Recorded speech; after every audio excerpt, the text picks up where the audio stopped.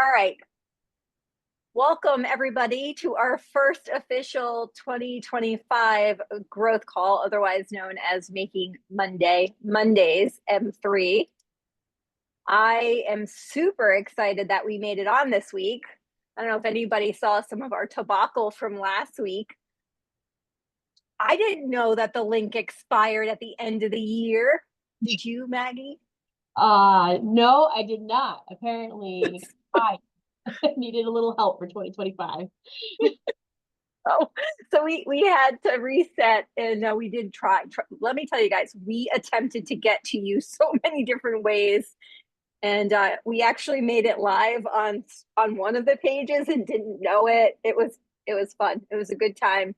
But hey, here we are. It is 2025. We are well into it now. What is it? The 13th, midway, and we have a great call for you today. I'm going to start us off. But just so you know and remember, my name is Jen Bovey. I am happily the area director for the New England region, and I am co-hosting our M3 calls with Maggie McDowell, your regional tech trainer. I know I see some smiley, friendly faces that I've seen before, some new ones, and I hope I get to see you guys every week.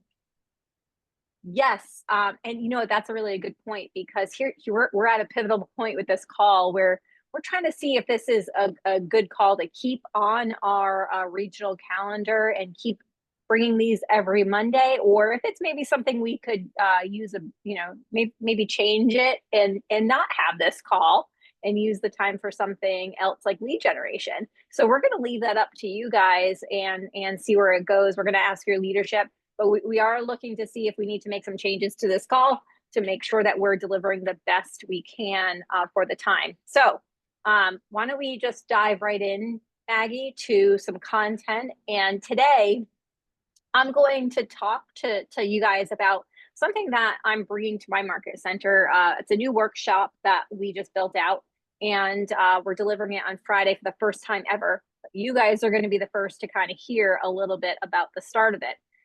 How many of you saw me come out to your market center to teach Value Squared? Anybody on here? Rena? A couple of you. Okay, a couple of you. So then a couple of you may have heard my analogy of the pantry. Do you remember that? So I have this analogy where I related my pantry to business, and I did discuss this with a lot of you. My pantry, not big, it's a closet really with shelves, right? One day, I was looking for ketchup, and my daughter is obsessed with ketchup. It's a thing. I don't know. I was never a big fan of ketchup, but she is fine. She's fine. Well, she's now 6. She wanted ketchup. So, of course, in the refrigerator, no ketchup was to be found. And I went into the pantry to look for ketchup, right? Should be in there. I look, no ketchup. So, what I ended up doing was, and don't judge me for this, all of you, but I door dashed ketchup, and a few other things because I couldn't just get ketchup to DoorDash. So it ended up costing me a stupid amount of money to get this ketchup to my house. Long story short, guess what? I found ketchup in the pantry later. And no, it wasn't just one, by the way. It was 3 of them. I found 3 ketchups in my pantry. And okay, here's the moral of the story. All of us have a pantry that might look like that in our business. We kind of have things spread out where it's here, it's there. We've worked on our P&L, our budgeting. We've worked on having a really great seller system, and it might be in your pantry, but it might be outdated. And it might end up costing you more money because you're trying to find that at the time you need it. Does that make sense? That's a cluttered pantry. So what we're diving into after going through the region with Value Squared, I thought, you know what, we need to do a little better at this. We need to actually go in and do this and clean the clutter. So what I'm going to share with you today is a beta test of the workshop, and you guys are going to be the guinea pigs. So organize your real estate business for success. Let me try and go present mode here. this is what we will go through in the workshop. Today, we're just touching on the actual decluttering of what you have. So let me ask you something. Has anybody had a pantry that looked like this? This is not an actual picture of my pantry, but it could have been, to be honest. It was pretty cluttered, right? So like a pantry, we accumulate stuff that things expire. Think about that. This for your business, by the way. Have you ever had a listing presentation that you're really proud of and you used for years and years and years?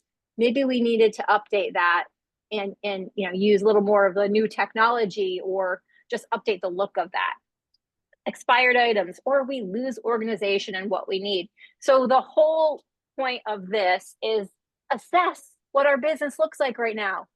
What does it look like for your money coming in, your cash flow? Do you know what's happening with that money? Do you know where it's going? I'll tell you, I did an experiment, and it was not even a known experiment, but it was an experiment for this class. Over the holidays, which seemed like forever, by the way, not sure if it happened to anybody else, but seemed like forever that the holidays took. I took a break on a few things. Like, I didn't go into my budget like I do every week, and I didn't fill in my expenses. I didn't watch what I was eating, and I kind of just ate. And I didn't really pay attention to what was going in or out of my pantry with all the people at my house, my mom staying there and other stuff happened. So I didn't pay attention to my actual pantry. Do you know what happened in just like 20 days, maybe like 200, because that's what it felt like. In just 20 days, my expenses, when I went back and reviewed them, they went up by 20%. I spent 20% more than I would have if I just looked at what I was spending. I'm not going to tell you about the scale, but it went up too. It went up because I wasn't watching what I was eating or really care. Right? That went up too. That was not a good experiment. Don't do that one. That was not a good one.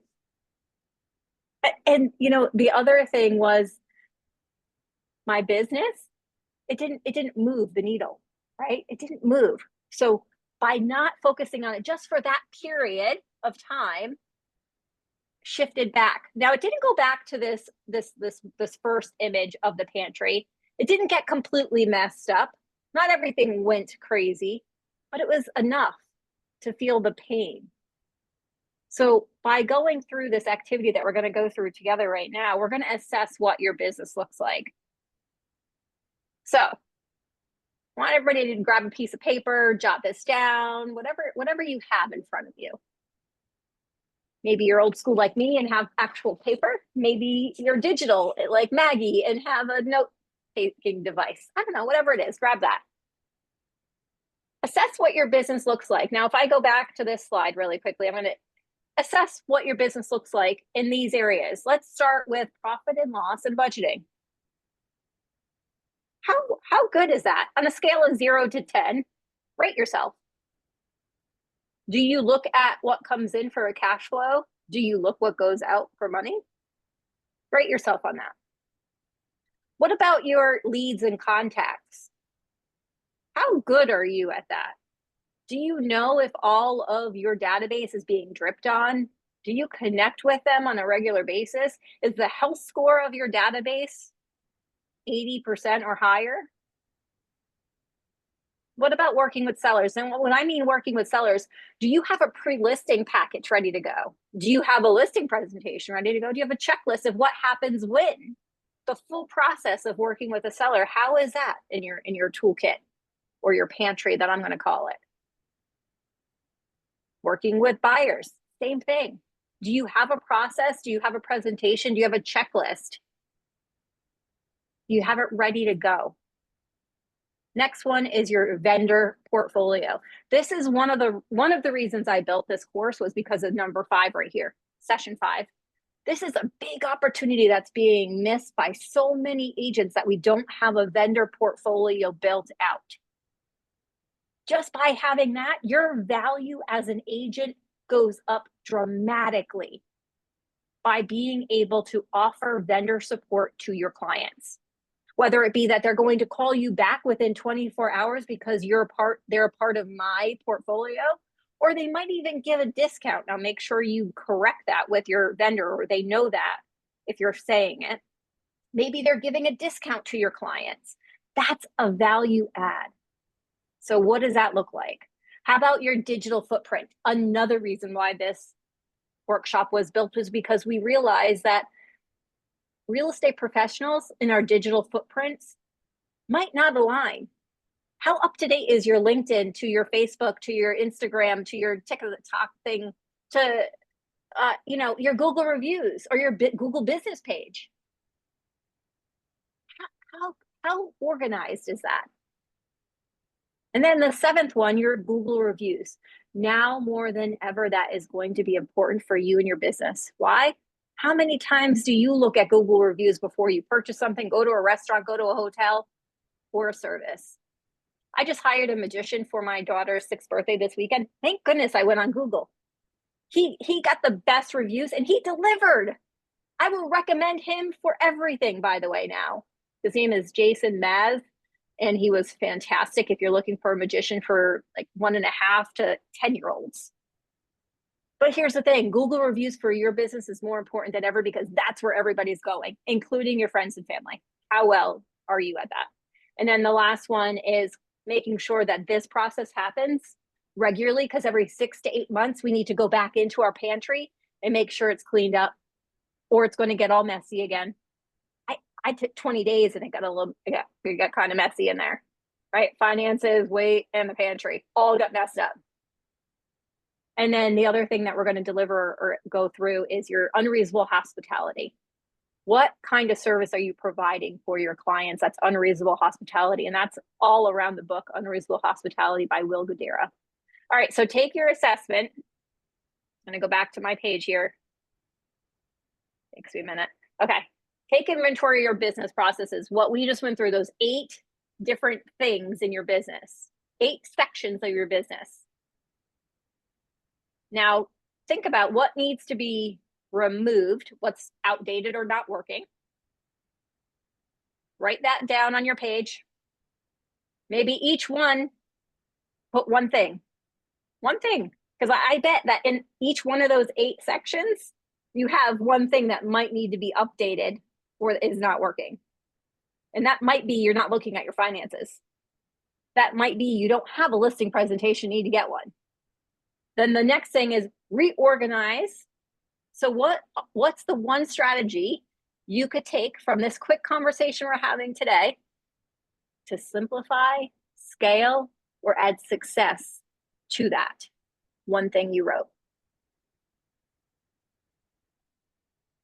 Now, this is just a little bit of a workshop that we're going through.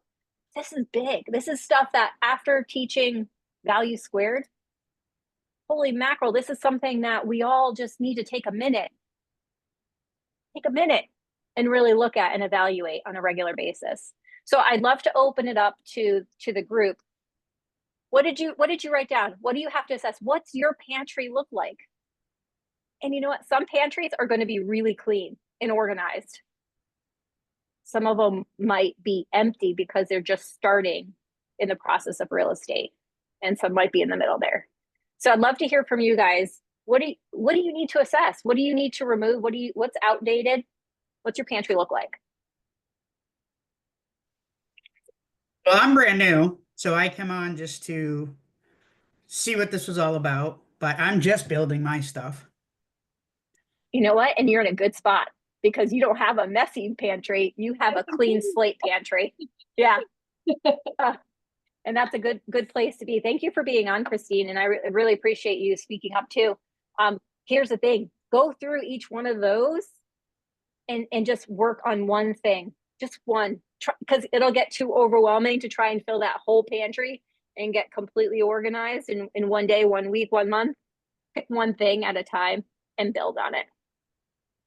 Perfect. Thank you. Of course. Anyone else? Go ahead, Karina. I already started on mine. I have my husband building me a credenza for the office because I got to a point where I couldn't find the things I wanted and they weren't at my fingertips, and it was very frustrating. So I gave away what I was using for my printer table, so that would make me, do that. My husband and I went looking for one come January, and I couldn't find what I wanted. So my husband said, let me just build it for you. What exactly do you want? And I told him exactly what I wanted. And I said, how long will it take you? He says, 2 weeks. So I should have it next week sometime, the end of the week. Excellent. I should have Excellent. it. Well, I But wish we all had your husband. I But here's the thing. We don't have to wait for a Carenza to be built, because all of this could be digitally put into a Google folder, and you label it business pantry, and then you section it out, your finance, your leads and contacts, and you go to that folder every single time, and you go and look at that folder for your finance, for your leads, for your sellers, for your buyers, for your digital footprint, for your Google. So everything is in one spot. We're gonna work on that. And by the way, if you have a credenza and you could print your stuff out and you could make it look like an actual real pantry, that's 10 plusing it, right? We're gonna look at making sure that your digital pantry is completely set up for you. But you just got to start it. You have to start it. So my first recommendation for today, and I only have like 1 more minute.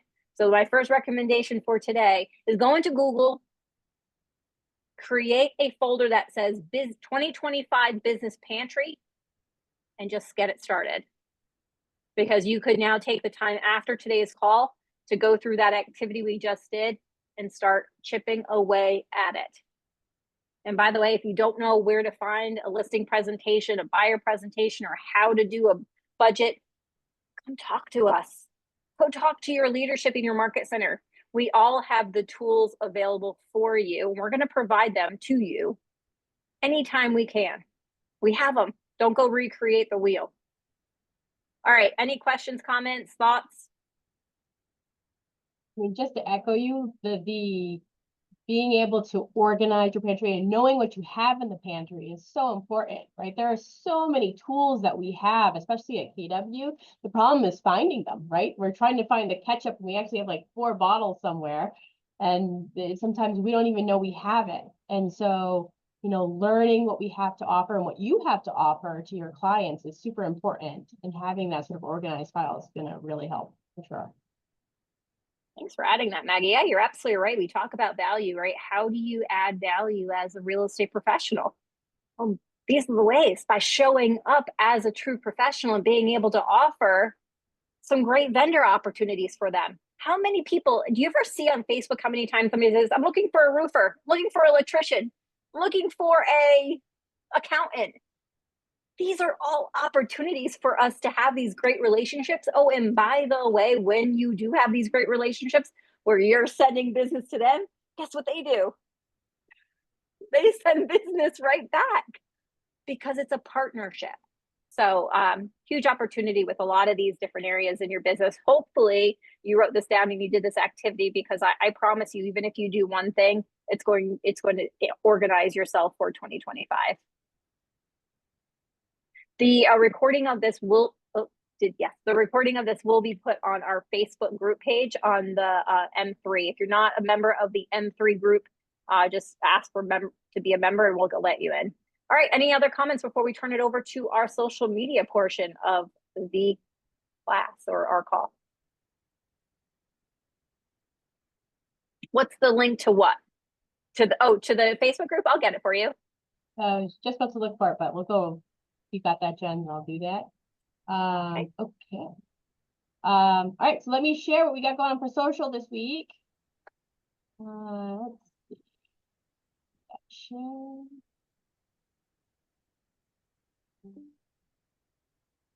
Please hold while my dinosaur computer gets there. It'll get there, I promise. Here we go. Can you guys see my screen?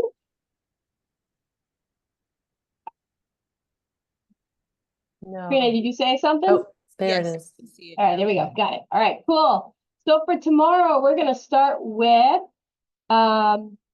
missing the sun a little bit. Who here is missing the sun? just a little bit in the evenings. Oh yeah, we got a couple. I know. It gets tiring like driving in the dark at night and waking up in the dark in the morning. So just a little bit about that and ways to beat the seasonal affective disorder. So we want to make sure that we get that in there. And with the encouragement for best tips to boost your mood during the winter. For anybody here, what is some of your tips that you got? That you could add to this? Maybe getting up early and exercising and taking a few minutes for yourself in the beginning of the day. Absolutely. I'm a big proponent of standing outside when there's snow, when there's not snow, it's also in the snow this morning, but the in the sun and just absorbing the sun on the way in, whenever you can get it. I think that just getting outside as many days as you possibly can That's right. boosts your mood. Yeah, despite the fact that it's January, we still have some pretty warm days every once in a while, so take advantage of it when we get it, for sure. All right, moving on for Wednesday, it's National Hat Day, believe it or not. So, whatever your favorite type of hat is, whether you're rocking a beanie for the winter or a stylish fedora or a fun little cap or a baseball cap, show your celebrating style, right? With on Wednesday, so Wednesday's National Hat Day. Are there any hat people in the room? I know some people are more hat people than not. Anybody?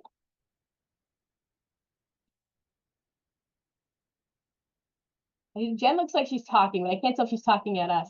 I was, and it's on mute, and it's 2025, and I'm embarrassed. I was saying that Ray from Southwood Tuffa, if he was on, like, he would be wearing one of those exact hats right now because he's a hat guy. Like, he is known for his hat. It's actually a thing. I think it's a good thing. I like There it. are people who are very into hats. I know a lot of people. My husband has about, my God, he's got probably enough baseball caps to cover like every day of the week, every day of the month, excuse me. And it's like, Yeah.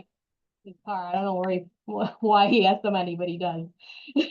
So, all right. And then for our last one on Thursday, it's a snowy this or that. Are you the type of person who likes to, when it's snowing outside, get cozy by the fire, read a book, or go out and maybe build a snowman or go adventuring? How about you guys? Who here is a cozy by the fire person? Oh, we got a couple of hands. Who here is a go out and adventuring type of person? Okay, we got a few. Okay, yeah, Evelyn, this is good. Yep. Evelyn, I yeah. would definitely say, it's funny because the older I got, the less I like snow because the more I have to shovel. But So true. it's so true. But I gotta say there's something about kids that make it seem a little different. I remember it was last year, we had a late storm, and I woke up and I was like, oh my God, I have to shovel. I was just upset by having to like deal with it. But my daughter comes running in. My daughter is 7 now, but she was like 5 or 6 at the time. She was running in. She was just so excited and so happy. And like her just enthusiasm for wanting to go outside and play in the snow and build snowmen just changed my entire day, like changed the way I looked at it. And there was something about that. So maybe change the way you look at things and the things you look at change. And I went from not looking forward to shoveling the snow to actually looking forward to going out there and building some snowmen and things with her. So it's always sort of interesting what some kiddos can do.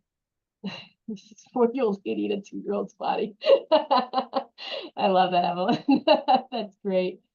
Yeah, so there's our social for the week. Any questions? This is up there. I'm ready for you guys to grab. We'll put the link up there too in the Facebook. But any questions for this week?